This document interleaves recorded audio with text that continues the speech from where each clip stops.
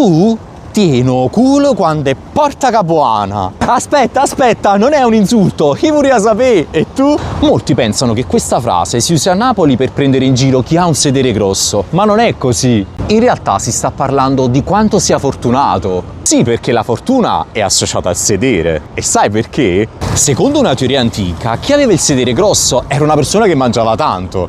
E se mangiavi tanto, voleva dire solo una cosa: eri ricco. E quindi inevitabilmente fortunato. Ma c'è un'altra teoria ancora più curiosa. Nelle tradizioni popolari, le parti più intime del corpo erano considerate punti di forza, di vitalità, in grado di scacciare il malocchio e la sfortuna. Ma allora cosa c'entra Porta Capuana? Qui viene il bello, ma prima di raccontartelo, se non vuoi perderti altre storie e curiosità su Napoli, segui il profilo. Se qualcuno associa il tuo sedere a Porta Capuana, sta dicendo che la tua fortuna non è normale, è smisurata. Porta Capuana è alta, imponente ed è considerata una delle più belle porte rinascimentali d'Italia. E non è tutto! Porta Capuana segnava l'ingresso trionfale dei sovrani in città. Re come Carlo V d'Asburgo, Carlo di Borbone sono passati proprio di qui.